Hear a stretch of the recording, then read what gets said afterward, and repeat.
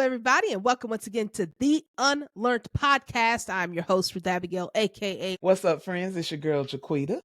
And this is the podcast that is helping you gain the courage to change your mind so that you, yes, you, can experience more freedom. And we're in our little summer series here.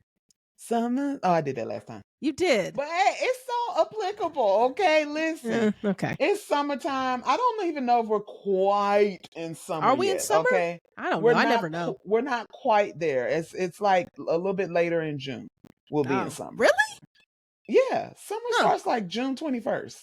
Okay. Well, we'll call it our springtime summer series. I don't know. Springtime summer series is crazy. Well, if you are just now joining us, we are taking a little moment to be a little lighter on our feet, a little light with this with the topic.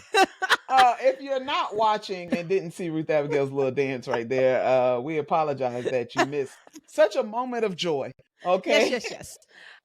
We are talking about movies that we grew up with and some different things we can unlearn from them, and just kind of reflecting on the lessons that we know now that we maybe didn't see then, or that are relevant to now. So we've talked about several so far, and so we are now going to talk about one of my personal favorites.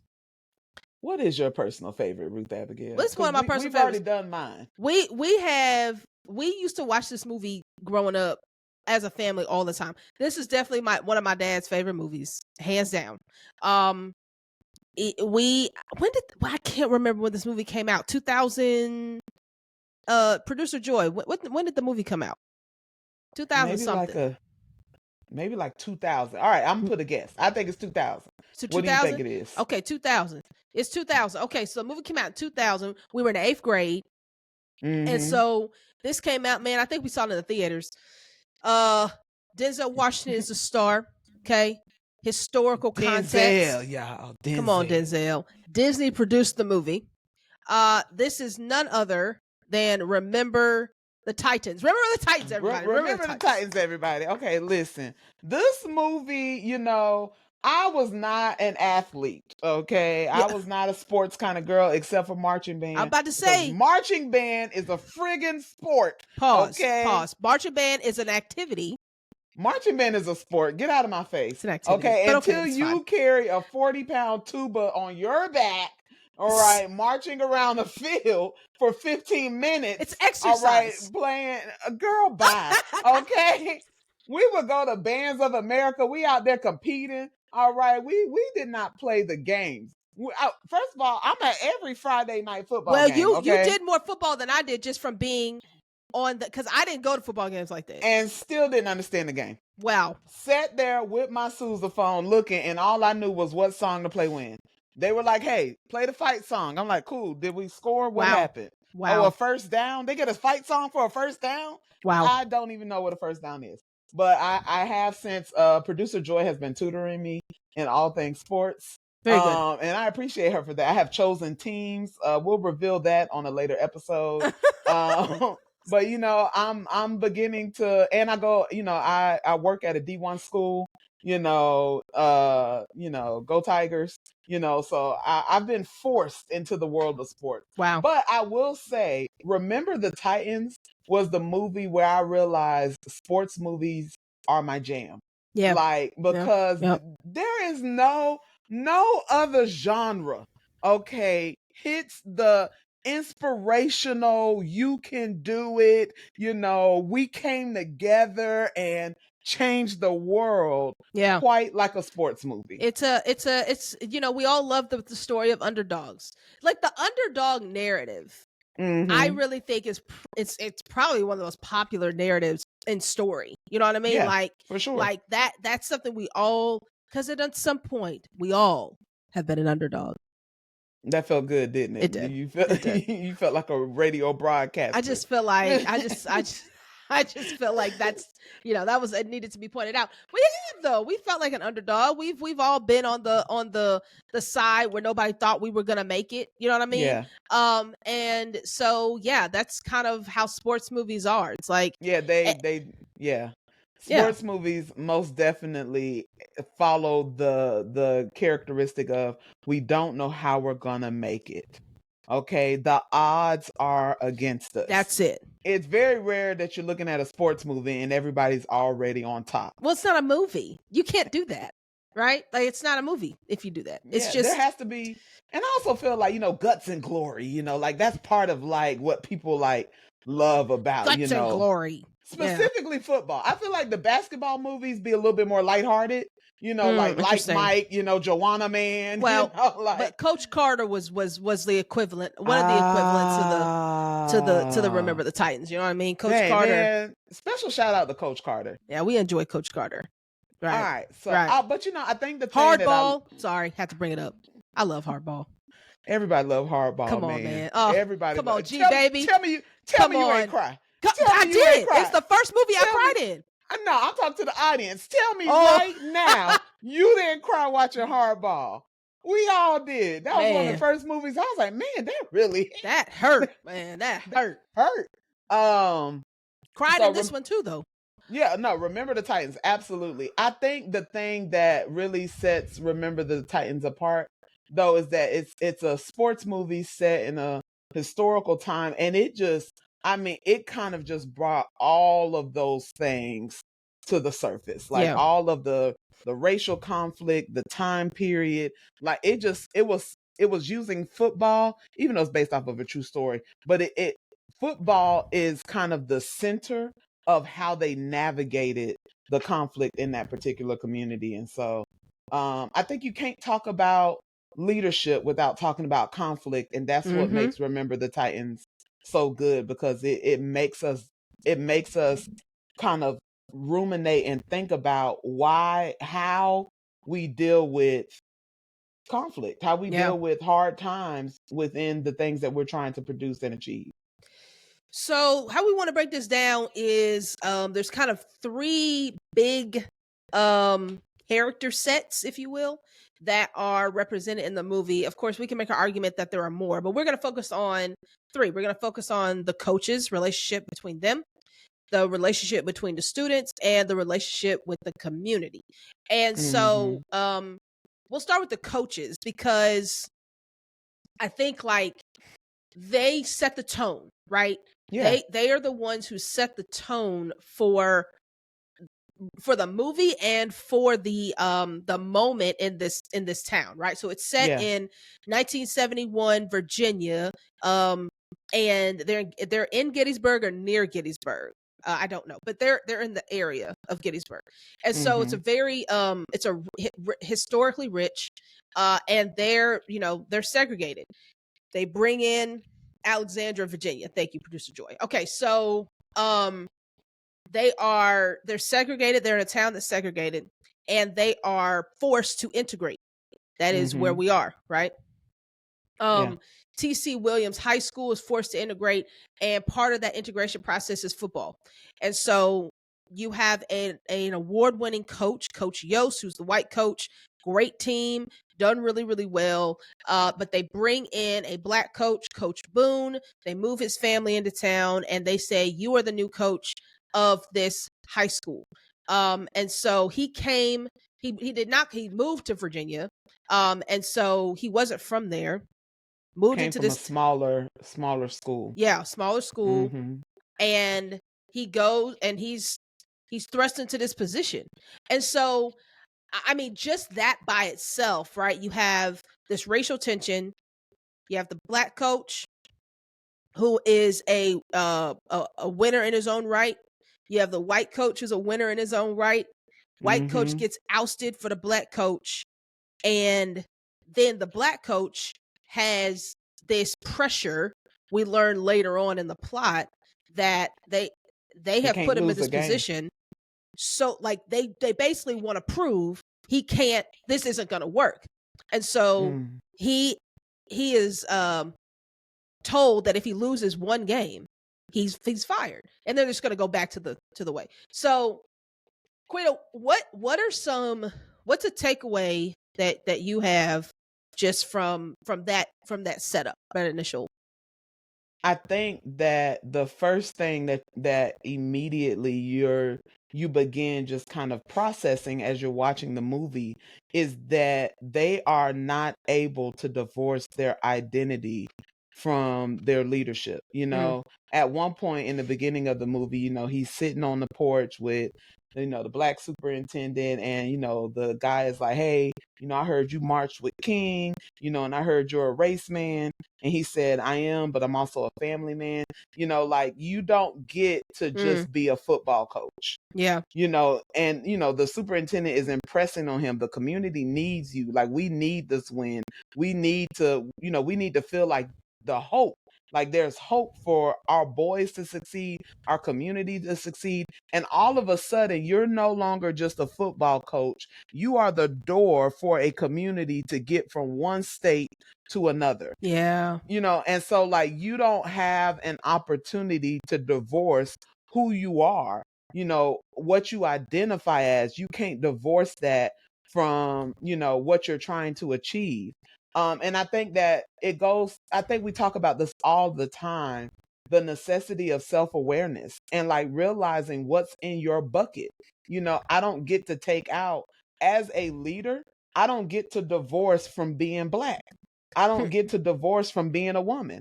I don't get to go in a room and say, I am just this. Right. I'm bringing all of who I am into that place. And along with that, there's expectations. There's people, there's projections, right, of what it means to be me, right? So like, every room he showed up, he was challenged with, how is this black man gonna show up in this space? Mm-hmm. And I think a lot of times we don't realize, a lot of us as leaders, because we've been carrying that pressure for so long, we don't always realize that, like, you're more than a coach, right? You're more than Mm. a position. You are carrying an identity that has added extra weight. Yeah. And I think the same was true for Coach Yost as well. Yeah. Yeah. I think Coach Yost, he has a very unique thing to hold, right? I think it's important to understand that both coaches are holding tension. And Coach Yost's tension is, I was the head coach of this team. I was doing a great job.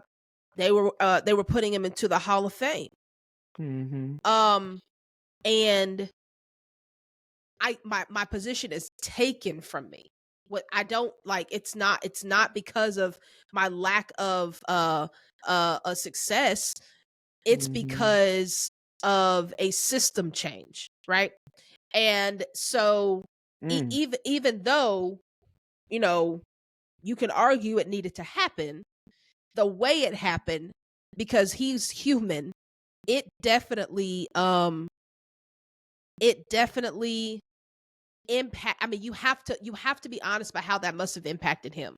And so I Mhm. think, like, he's over here.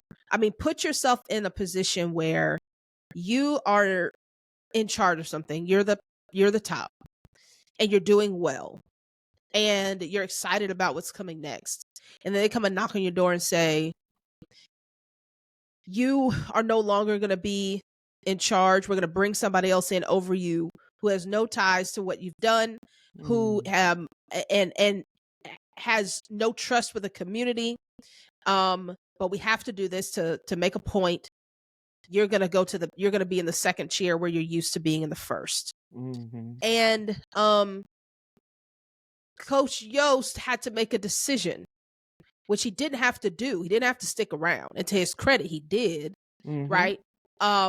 But he didn't have to. But one thing he did have to do, I think, is find his path to humility. And Yeah. because he didn't start there, and if you watch the movie, his personality was a more even keel personality, but he Mhm. still had a lot of pride, right? Yeah. And so he had to find his path towards humility. And so sometimes, you know, if you've ever had to make that type of a transition, whether it's first to second chair, or you used to have some sort of influence and now you have different level of influence, there is a Mm. pathway to humility that you have to start on, right? You've Yeah. got to make your way there. And I think it's important to know and to unlearn that you won't you might not get there immediately. Like, just Mhm. because you have a good heart and good character doesn't mean that you make that leap immediately. Like, Yeah. you have to work your way there. And I think we see his character work his way towards humility, Yeah. and be able to lead effectively from a different seat than he was used to being in. Yeah. But I think, I think something that is super important to note is that while he was able to lead the team that he had before, I Mm-hmm. don't think coming in he would have been able to do what Coach Boone did. No, no, no. Simply because I think there is a difference, and and I think that the tension in the movie was, you have one coach trying to protect old systems, Mm-hmm. trying to make sure that our old way of doing things, our old systems, our old relationships, our old mindsets don't get broken. I'm trying to protect my players, and I'm trying to protect this team as I know it. Until you break away from that mindset, you will not be able to pioneer a new season of what may be the same team, but they have to go a different way. That's right. And I think, even if and I don't think I think he realized that toward the end of the movie. Mm-hmm. Like, when he was like, nobody else could Nobody have could did have what you done it. did. Right, right, right. What you did here was absolutely, like, phenomenal, and I know you were the right man for the job. And then, Coach Boone says, you're Hall of Fame in my book. Yeah. It was a beautiful moment, Beautiful really, moment. really, Beautiful moment. really. But there you have to your leadership in one season can be a stumbling block in another. For sure. And I think something that you and I have both had to learn when we move from one level of leadership to the next, it was, man, Yeah. wait a minute, like, who I was Oh, it's not going is to work not here. going to be enough. Uh-uh. It's not because you are not. There is one thing, especially when you are somebody who built something. Mm-hmm. You're like, listen, I know what it takes to build something. I can build something. But if God expands your territory and you move from a small organization, company, team to a larger one, you are going to have to shift how you do things. I hate to use this as an example, but I moved from a smaller house to a larger one. Mm-hmm. And even the way that I situate myself in this house, it has to be different. Mm-hmm. Immediately, I was like, man, I'm getting overwhelmed. And I said, Jaquita, you have to create new systems, right? I now, how you look at the little Instagram videos and they're organizing the bathroom drawers and the kitchen drawers. And Yeah. I used to be like, oh, that's cute, but unnecessary. You ain't Mm-hmm. got to do all that. No, you do. You do. You do. You will get lost in your bathroom without those little containers. Yep. Be like, where is my little itty bitty thing that I use for the little bitty thing? Right? You have to create, you have to be willing to create new systems in order to thrive in a new atmosphere. And I think that it took Coach Yost some time to let go of the smaller season he was in to embrace some of the bigger ideas that Coach Boone had to carry on his back. Here's the other thing I think is important about Coach Boone that Coach Yost has to understand he didn't have the gift for, and that's the gift of pioneering, right? And the gift of Mm, going first. yeah. Um, what's interesting is, like, to your point with Coach Yost, the team he had was a team. When the black players came in, they weren't Mm, necessarily coming as a team. They were yeah. coming as football players. They just Yeah. want to play football. Yeah. So you had somebody who had a team, then you had these players, which is very different than a team, that are coming in, and then you had new people that nobody knew that started to enter in. So somebody who already has their mind fixed on a particular way with this particular group Mm-hmm. was not going to be able to come in and do something new as well as somebody who's totally fresh. He Yeah. didn't know anybody. Coach Boone was brand new. He didn't bring no players with him. He ain't bring no coach. Well, he brought one coach with him. And so but they were new. They didn't know any of that, and they didn't have they didn't have anything to fight against that they were protecting, so they could move forward future wise in a much Mhm. more um in a they had no problem. The only way they knew to go was forward. There was no back, because they Yeah. didn't have a back to go to. And Yeah. so versus a Coach Yost very much would have, I mean, he's having to fight and negotiate his past with the future of the team. Yeah. And somebody in that Ooh, position. sorry, that hit me. Oh, Negotiating the past and the future of something, like, I don't think people realize how often we find ourselves not just in leadership positions, but in your life when mhm. God is trying to bring you something new that you might be the Noah building the ark or the Abraham who had to leave his family, but you are still going to have to wrestle with what I had versus where God is taking me, that may look completely different. It's Yes. a completely different landscape. But the moment we start taking those old mindsets in and allowing them to overrule the new that God has put us in, you're going to find yourself backtracking. Yeah. And there is nothing worse. There's nothing worse than being in a new place, losing, and you feel stuff falling through your fingers like sand shifting through your hands because you have not built yourself up to hold the new thing because you're trying to treat it like the old one.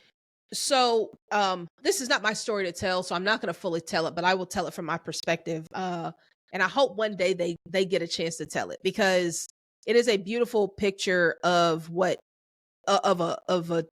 you know, in my life, um what I experienced with my father.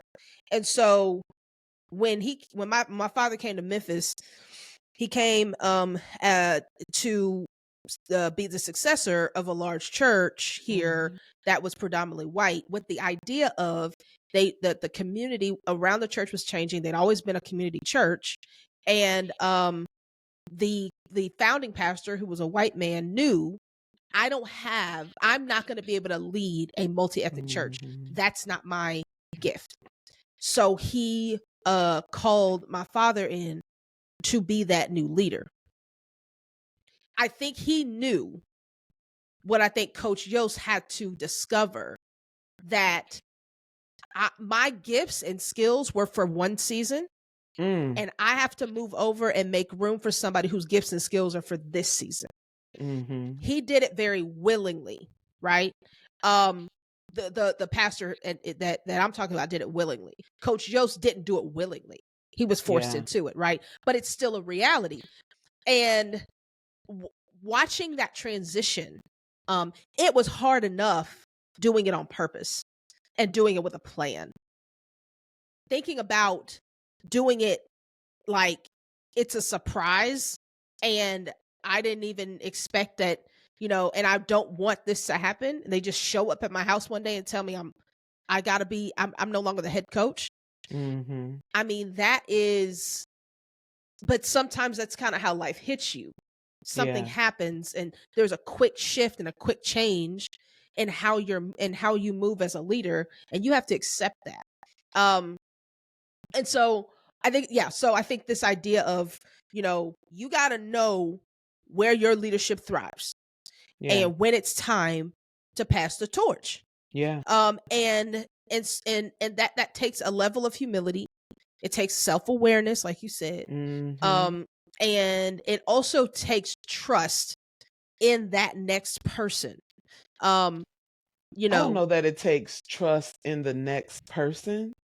I think it takes trust in the idea that just because I think if I don't think it worked because he trusted, he started to trust Boone, right? But I do think that like there are some times where you have to leave things and you don't get to interact with it anymore. well, sure. Yeah, Yeah, and I get that. Yeah, and so but I still think you have to trust them. I mean, I still think there has to be a level of trust, you got to even trust if the you don't Lord. even if you don't interact with them. There's got to Yeah. be a level of, because I think if you what happens, you can insert yourself, whether it insert your influence, whether you know it or not. If you live in if you live in distrust of something, you can sabotage it. in your own way. Yeah. Even if you're not directly interacting with it. But that's what I'm saying. Whether you trust them or not, you have to remove yourself. Like you have to take the position that you are supposed to be in for that next season. Well, yeah, agree. And I think that's even in our relationships with people. There have been people in my life, just people in general, where if you get into your head, this person will not succeed without my input. Like if Mm-hmm. I don't mentor them, advise them, counsel them, then they're never going to get it. And you make them your project, and you're always checking them to see if they're growing according to your measuring stick. It is not until you step back, and even when you don't trust the person, you trust the Lord, and you have to give that thing over. And so I think regardless, whatever situation you may find yourself in, you have to give it over. You have to surrender it. And Yes. not because you're like, oh, it's in good hands now, it's gonna be great. Sometimes you Yeah. gotta surrender it, saying, I don't know if these people gonna get it or not, but I have to trust the Lord with that. Yeah. Anyways, All sorry, right. I got a little caught up. But one point that you did make that I think transitions over when we think about their leadership style and how it really started to impact the students, because the growth of the coaches was really starting to show up in the ways that kind of the players move through their own trajectories, Mm-hmm. right? And so thinking about them as a team, right? When they first, thinking about that first little moment in the gym, where they rolled up on them. Okay, they rolled up. I said, oh, and they're gonna try to give them a byline. Yep. And there was, they started off very much with this us versus them mentality. Mm-hmm. And it took, Coach Boone, who again had the pioneering spirit, who had the kind of mentality of I'm not tied or obligated to anyone. Because he was obligated to the team as a whole, he was able to transition them from brokenness to something that could work together in union in sorry. Unity. Yes, unity, but my mom was like in holy matrimony. Oh. And that's No. marriage might be on my mind, child. Maybe it's one of y'all out there, huh? Is Wow. anybody? Wow. Anyways, never mind. Yeah, I feel Moving like on. producer Joy is telling me Moving on. to get back on task. She is. Or maybe she's saying the prophecy 101. Okay, if it hits you, go on and grab it. I know I did, huh? Okay. Okay. Anywho, All right. but I can't help what the Lord drops. Okay. But they had to get a team from brokenness to a place where not only are they working together, they actually begin to enjoy one another and build Mm-hmm. relationships. That was a very intentional task. And Yeah. because he was focused on the team and not the individuals, he Correct. was able to move the team forward. Correct. But I think one of the most defining moments for them, besides the fact that like when he got on, they first got on the bus and they did their little segregated bus thing, and then he took them off and put them by team, put them by function, a black and a white person in every seat. I think the defining moment of when they were able to shift from the infighting to the let's create paths toward understanding is when he made them run to that graveyard. Mm-hmm. Okay, that run, first of all, I wouldn't have made it. Nope. Never would have made it. I Nope. wouldn't have made it through them up downs. Blow that whistle one more time, sir. I'ma die. Okay. I'ma die. I'ma get down and can't get back up. Y'all didn't do Okay. that in marching band. First of all, the disrespect. I'm just Okay. saying, y'all supposed to be Nah, sporty. first of all, we practiced on concrete, number one. Okay, we practiced in the parking lot. Okay, that's number one. Number Just saying. two, I don't care what you say, they weren't 40 pounds. Okay, that's Okay. You know what? I'm sorry. I'm sorry. Hold your arms like this for 2 hours. Done. Okay. I'm gonna do it for the rest of the episode. Girl, get out my face. But anyways, see, now me and Ruth Abigail got division. Okay, you got to watch that spirit; it spreads. But I think that when they ran to that site, and they were running. They didn't know where they were running to, but Mm-hmm. he knew that there is a difference between addressing the fruit of conflict and really getting down to the root of it. Mm-hmm. And he Mm-hmm. took them back to the root of the conflict. Right. Right? He took them back. He had to go back. You have to, if you are going to dismantle something in an organization, in a system, you have to take them back past the point that they're at right now. Mm-hmm. If you continue to try to deal with what they're fighting about right now, right? They were fighting about music. They were fighting about who's eating at what table. They were fighting about, their stereotypes and their misunderstandings of each other. You have to get them back to the point to realize that what y'all are fighting about has a deeper start. It has a deeper origin, and we got to deal with the origin so that we can make a different decision than our predecessors made. Right. And I think for me, that was so important to realize because we don't, there's so much conversation about what history we're going to teach and what things we're gonna allow our students, our children to learn, and how we're gonna relay history. Yep. But learning history is what helps us to pivot and make different decisions.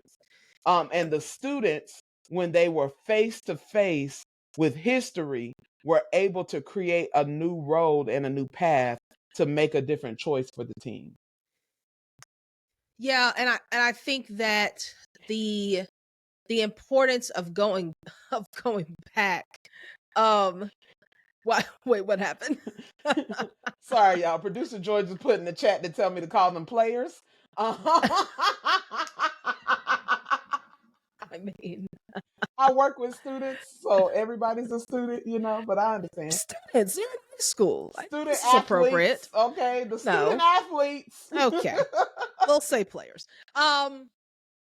But this historical context, I think, is also really important, just because the going. So when you're going back to your point, Guido, when you're trying to get to the root of something, one thing that he points out is that the boys, and they were boys that died in that field, were fighting the same fight that you're fighting today. And like making the contrast of, it's not a new fight. Yeah. And if we want a new result, we have got to do something differently. Yeah, absolutely. And it's like, we are fighting the same battle we were 100 years ago. Yeah. So I think in that, it's interesting because, they've been, by this point, they had, at the very least, bonded as a team, for through just sheer physical labor. I mean, like, he had put them through a crazy exercises and drills and all this stuff. Never would have made it. Never would have made it. They were, and so they were bonded by this experience of, they were all broken down. Bonded by the trauma of it. Yeah. Right. They were all broken down everybody was broken down. And so the intentionality of, then, in everyone's like most broken, vulnerable state, he woke them up in the middle of the night. They're not really all that clear, and they have to run to this place. I think it's also, I would be really interesting to hear the real Coach Boone kind of walk through how, like, his thinking around this, because when you break it down, it's a psychologically a brilliant, move to, I mean, just, you think about Angel Street. We want to apologize. We don't know what Ruth's about to have y'all doing. No, look. We're gonna be like, get up. We're taking a run. because people have to be in a state to receive. And sometimes, like, the best place is at your worst place. That you're open. That wasn't in the notes. That's good. Yeah, See? Yeah. You think it wasn't in the notes. I don't tell you everything. I'm just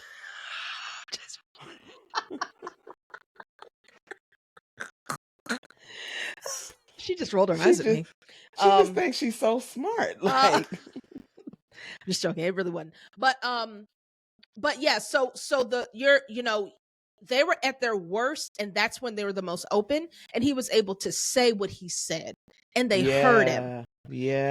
And I Yeah. think that was, so I'd be really interested to know, like, uh did he do that on purpose? Was that just instinctual? Like, because it's exactly the way we work as humans, right? Like, you think about um when 9/11 happened as a country, right? Um Church attendance would skyrocket, crazy percentages, because as a country we were all feeling vulnerable. Everybody felt vulnerable. Mhm. Everybody felt hurt. And it's like, we need something. Mhm. We need something. We all need it, right? Yeah. And so, in moments of crisis, that's usually what happens. Those of us who may have been hesitant to receive things that we might need, when something major happens, then all of a sudden we're broken down. I mean, the we get closer to God in difficult moments. And so this was not a um this was not a individual experience, it was a communal one. Mhm. And I think that's what made it more powerful, is this wasn't just one player that was being that had to experience something and needed to be encouraged. This was a team culture that had to be Yeah. broken and rebuilt. Yeah. And he did that through through that experience. And so, yeah, I just think his that Yeah. is that kind of experience will really pull you together. But you know that it because I know a lot of people who just have that gift, and it's so misunderstood, and it's something that's not appreciated until you get to the end of a thing. But What the particular ability, gift? What are you talking about? I don't know what the name is, so I'm going to Okay. just describe it. But Okay. the ability to it feels like they're deconstructing. They're the gutters, like, and they are constantly like, because it really did feel like he was constantly picking at everybody. Now, to his defense, he did it with everybody. He did it across the Yeah. board because, again, he was dismantling the things that were preventing them from going forward, right? And I do think that there was a place when Coach Yost was at his best. He was the one that was nurturing the individuals, Mhm. but Coach Boone was nurturing the future of the team. Like, he's the one that set the vision for them to go forward, and it's almost like, he was more apostolic. And sorry, Thank you. You're gonna I have to just break that down for the people, because I might use a you done different word. introduced a new term. you, you done- Well, the point that I was trying to make is that Coach Yost was very pastoral. uh-huh. He was very much a shepherd of the people. He was very much, like, you broke your foot, I'm coming to help you with your foot. You need me to protect you from the lion, the tiger, and the bear. I got you with that. He was very, but I feel like Coach Boone was more visionary, and you don't often find both of those things in one person. It is Yeah. there, but for them to coexist, like, you have to allow, there's a constant shifting where you have to allow one to be on top, and Mhm. you have to allow the traits of the one person, who, whether, if it is a time of nurturing, you have to allow that to be the moment. We are in a Mhm. nurturing moment. But when we are in a visionary moment, it's rough and tough, go at them. And it, Yeah. it is it is not a moment where everyone may be nurtured, but it is a moment where we will change and transform. Um and so I think when you look at the players, right, it was in that moment where they started to adopt the vision, Mhm. right? They Yeah, yeah, started yeah. to adopt this ideology of change and transformation. And maybe we can be different. Yep. Maybe we don't have to be like the people in the graves. And the two players that you see that changing in first is Julius and Gary, right? They both Gary first, right? Because, and I think this was one thing where we started to think about ideas of friendship, right? Because the two players who were kind of the most at odds, Yep. really, they took the most white player and the most black player and said, these two have to be friends, right? That's going to make the most interesting, because, Gary was like, Bertier was like the leader of, the old team, and Julius was the surly, I don't really want to lead anything, but probably the most respected because, he was kind of big and mean, but probably the most respected person on his team, and the necessity of their friendship in helping to develop a new culture for the team. Yeah. This is like, I think their friendship is a really good example of the way iron sharpens iron. They are very much iron, right? They're not Ain't nothing flimsy. soft about They're either not one of them. soft. Mm-hmm. They can be destructive with other things, but with each other, Yeah. they're shaping, right? Yeah. So like, I think it's important, and Quita, I think we could kind of like share a little bit about how we know. How do you know? Like, I think, how do you know that you're being sharpened? Yeah. And so I think for me, particularly with what I'm gonna use you as an example, right? As a friend who is very different, right? And strong in her own right. One of the ways that I know I'm being sharpened by you, because you don't do this. You're not comfortable with conflict. You don't like it. I'm getting more comfortable though. You are. This is my point. This is how I know I'm being sharpened, when you are willing. No, let me say this. When you are unwilling to let something go, or like, or you're unwilling to just accept something that I might say or an idea I might have.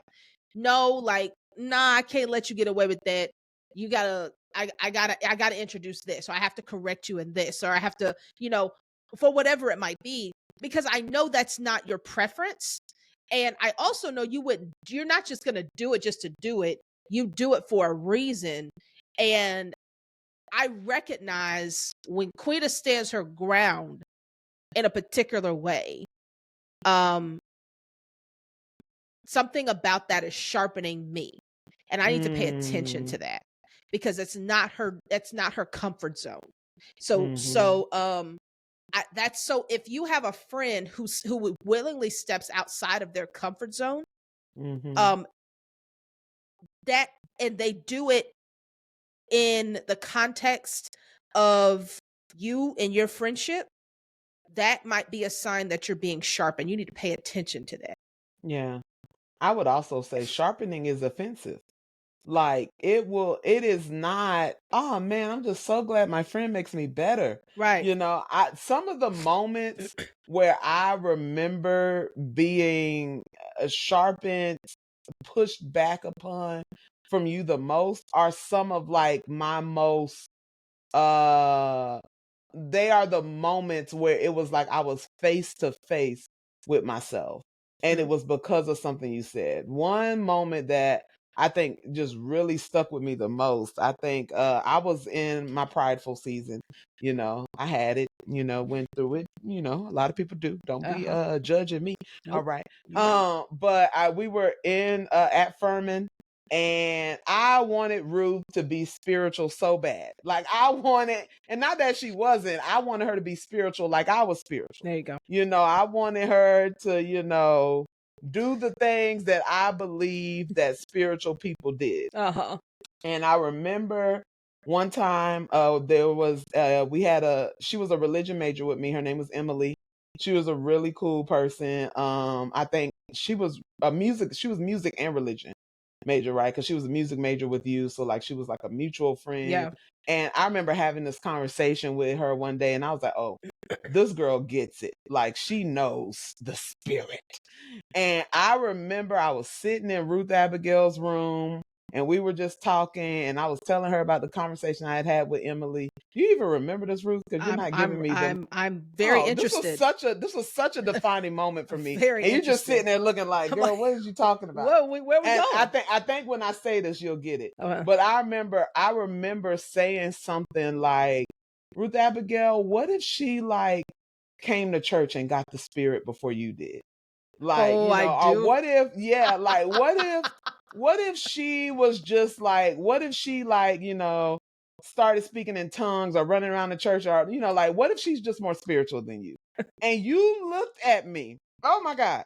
Ruth Abigail looked at me and said, is that what you think of me? Dang. The shame. The shame.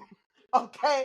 I reckoned with that. That thing wrecked me for Wow. years. Wow. I For didn't know years. that. It was no, the way you looked at me and the way you were just like, so you really just don't. It was in that moment where you said, you don't see me. Mm, And that's what wrecked me, mm, because I had to contend with myself, my own ideologies about what I thought saved was, what I thought spiritual was, what I thought good was, what I thought worthy was. mm, I had to contend with that, and the fact that, it was so challenging. Like, mm. you weren't even, I mean, you were like, I apologize profusely, and you were like, I'm fine, like, we're cool. And Yeah. I was like, I am not okay. That is how you know you're being sharpened. Wow. When the other person is like, because when you're the one doing the sharpening, you're like, shoot, shoot, shoot, shoot, shoot. I'm good. I'm good. I'm fine. You're I'm like, unbothered. what's But the this? other person, What just happened to my yeah. yeah. When you are the person being sharpened, you are like, oh crap. Yeah. That's Uh-huh. and but for me, that was really a turning point, because it made me realize, for you and for just everybody that I had that thought about, that I needed to go a little deeper with people, Mm, that I was the shallow one, and yeah. I thought I was trying to help you to be deeper. And I realized, no, I have missed the mark Mm, here. And when you are in that moment, for in the movie, um, Julius and Gary, they were, when they realized, I think the moment that they realized that we are both going to have to use our strengths to lead this team is mm-hmm. right at the end of camp, where like Gary hits him and says, strong side, Yeah. left side, strong side, and it was at that moment where it was like, we can both be strong.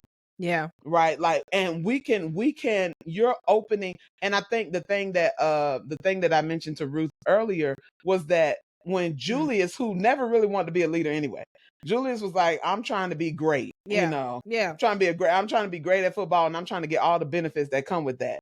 I'm not necessarily trying to lead the team. Gary was always about the team.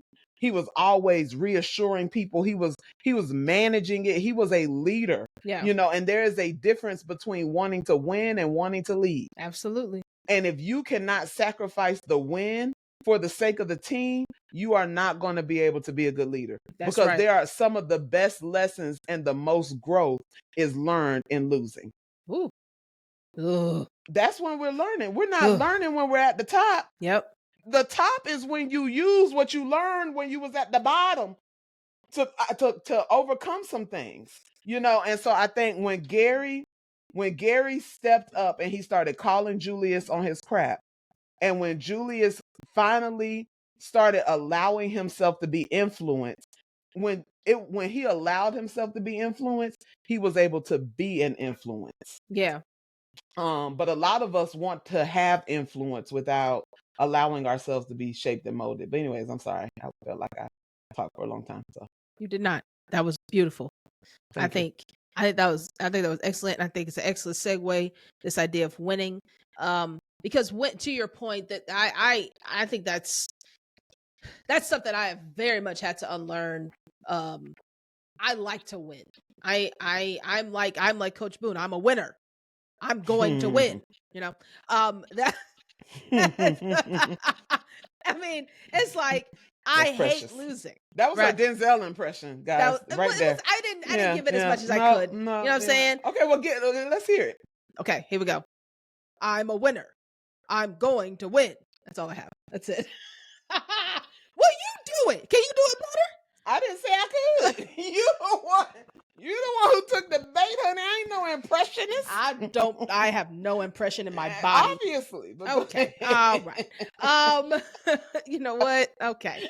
So, we love you, but Ruth. but this this idea of winning is a core theme of the whole movie. You know, they they have a again, Coach Boone had to win every game in order to keep his job.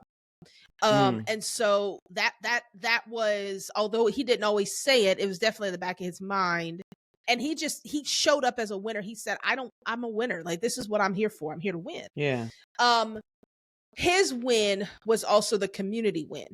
And the community, and so this is, and I got to give credit to Quita for this point, because I think it's a very poignant point. Is you see the community coming together.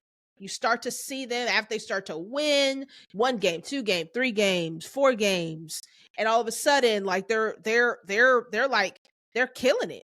And you have this scene where the players are getting free food, and from the same school restaurants that wouldn't let them in. The school is celebrating them. You have Julius's mom, who, I'm not sorry, Gary's mom, who's becoming a little bit more accepting. The coach's family start to come. All of that is happening while they're winning, and the question becomes, would it can we attribute the unity of the community to winning? Right? It's like the community is coming together around the idea of winning. Would they have come together like that if they hadn't won? Right? If they had been losing, or just it may have been a mix. And I think it's really, I think what's beautiful about it is winning does kind of lifts everybody, and it's an opportunity to leverage real change, right? Yeah. When you have wins. This is gonna sound totally left field, but in the art and science of community organizing, one of the things that they tell you is, you want to pick an issue whenever you're doing an issue. When I say community organizing, basically taking you're trying to change the system, right? Try to do some systemic change. And so but from grassroots, right? From the grassroots, you do systemic change. So one of the biggest ideas is, okay, you have to pick an issue. Whatever that issue is, you want to make sure that issue is winnable, and you want to make sure it's winnable within a particular time frame, because you need momentum. And so people get behind momentum. And so this idea of this idea of winning, you're winning these football games, the community is feeling the win, there's momentum. And so it's like, oh wow, maybe this will work. So we start living as though it's working. And so I think it's an opportunity, a reminder for us, when you have winning seasons, leverage it. Leverage it for something deeper. Don't let that go. It's not just a time to celebrate. You got to leverage it, because when people feel like they're winning, they're much more open to change. And I think that's something that we could take away from this. You saw that they're more open to changing and being around people they're not normally around. In the stands, they were separated. You could tell you had the black people over here, you had the white people over here. When they were winning, they came all together. They're sitting next to each other. They're cheering. They're doing the chant that the Titans are doing. And other teams are looking like, what is going on here? These people are crazy. Like, but they're on a high from the win. And so I think there's that's beautiful, and there's an opportunity to leverage that into something that can last. Yeah, no, I think that that's really good. And I think that when people don't feel like they're winning, then that's when the feeling of resentment comes. And Mhm. resentment is the breeding ground that allows division and hatred and all of those other, kind of negative societal ills to Yeah. flourish. Right? Those things flourish when we feel like we're losing.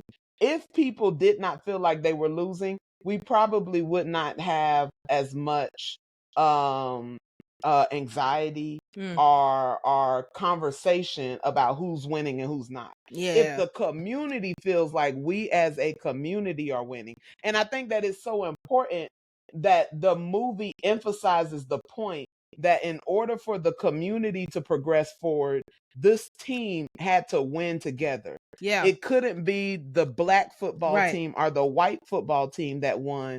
They had to find themselves in unity and in collaboration, winning together in order for the community to catch on.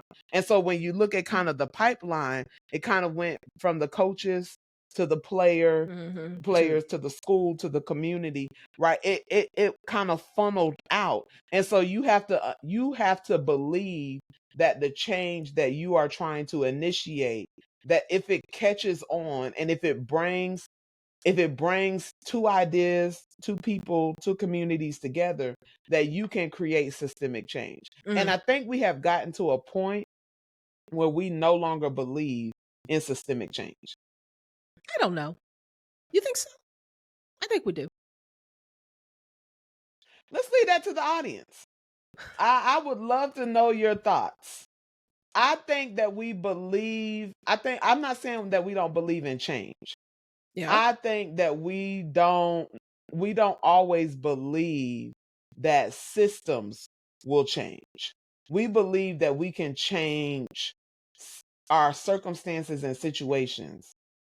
I don't know that when I don't know that we necessarily believe that we can change societal ills. Well, the reason I'm saying I think we do is because I don't think we would see as much movement towards it as we do if we didn't believe we could change it. Like I do think there are people, and the move towards systems change in different ways is, no matter what change that looks like. Like I think that we see that there's a need, and you have a lot of people talking about that. And I don't think that we would do it if we didn't believe it. I do think it's obviously harder to do. And I think that a lot of us have felt defeated in the last year or so around it. So it's hard to keep that hope. I mean, to be honest with you, but we still fight, right? We still decide to Mhm. move forward. And I think there's got to be something that says, I believe this can happen. I do think that you need it a lot of times it happens in small chunks. So this Mhm. idea of Alexandria, Virginia, if they can do it, right? And systems change with the systems change starts with people change. Like that you can't have one without the other. You People can change and a system can't change, but a system can't change if Mhm. people don't change. Yeah. And so but everybody doesn't have to change for a system to change. Yeah. The right people have to change. And you know, Mhm. and I think that's where I think that's where the hope is like Yeah. that the right people, we still have an opportunity for the right people to change. And if the right people change, the system will change. Yeah. Um And so I think something important to note from the movie, we talked about the impact of winning on kind of like the mindset of the community, but there was also the impact of tragedy, absolutely. and I think that the tragedy was where the heart of the community got tested. Like, and I think Ruth Abigail made this point of, like, did you really change? You will see that in the midst of tragedy. Yes. Yes. Yes, the scene where Gary's mom comes into the stands after his accident. He's in the hospital, and she enters into the stands, and everybody stands up and claps. It wasn't just the white people that did that, right? Yeah, it It was was the everybody. entire community. And I think that is the picture of, or a picture of, the wins have leveraged real change, Yeah. because when tragedy hit, we didn't go back to our corners. Yeah, it was, and I think the kind of one of the symbols of that as well was Gary's girlfriend, Yes. right? Was, who had earlier in the movie refused to shake Julius's hand, but like made a point to go to the field Yeah. and be like, "Hey, I need this handshake, all right? Yeah. Because I'm changed, Right. all right, and I've been impacted, all Right. right." And I think that really, I think the societal change, because even at the end when they're at Gary's graveside, and the daughter, who I think in the movie, which producer Joy made this point, so we will give her credit, Very much so. like in the movie, how Coach Yost's daughter is kind of like always the expression of like what is happening internally with Coach Yost. Like, like his unspoken thoughts, Yeah. his unspoken turmoil, she always just says it out Just loud. says it. Yeah. At the end of the movie, at the gravesite, she talks about how impacted the community was by the life of Gary, by the story of the Titans. And she talks about how when we go through different, we're not perfect, but when we go through challenges, we remember the Titans. And you have this array of people, array of players gathered at his gravesite, and there is a memory. Your legacy is doing more than building your story. Gary's story built the story of the community.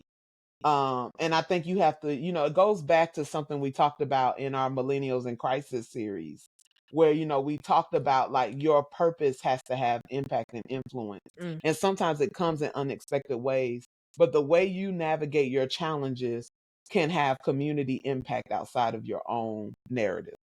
Mm. Well, there you have it, folks. Remember the Remember the Titans, man. Titans. I love how we're having these conversations about these movies, like, because when we watched it, I wasn't thinking about this at 8th grade. No, ain't nobody thinking about that. Yeah, no, I wasn't. I didn't have, No. these big intellectual themes and, breaking movies down. But I think it's important that we go back, because these movies shaped us. Yeah. Like, and it became, like that attitude reflect leadership statement that Julius made, like that stuck with me. Like, Yeah. like in my mind, I was always like, if you think I got an attitude, it's because of your leadership. Yeah. Or even in my own leadership, I was like, the way people treat the moments that we get to is reflected by the way that I treat the moments. Absolutely. And so I just think that this series is so important, because we're really delving into what has made us, because the movies, the music, things that we took in It shaped a have culture. Yeah. created mindsets, and some of that stuff we needed to unlearn. Amen. Some of them we did. Amen. Yeah. So if you are enjoying this as much as us and you think other people will, we want you to like, share, and subscribe to the UnLearnT podcast. Don't keep it to yourself. We want to continue to grow this community, and we want to invite you into the unlearning space. Come on, learn with us. Yes. You. Let's go. And we will continue to unlearn together. And yeah, that's it. So let us, folks, keep unlearning together so that we can experience more freedom. We'll see y'all next week. Peace.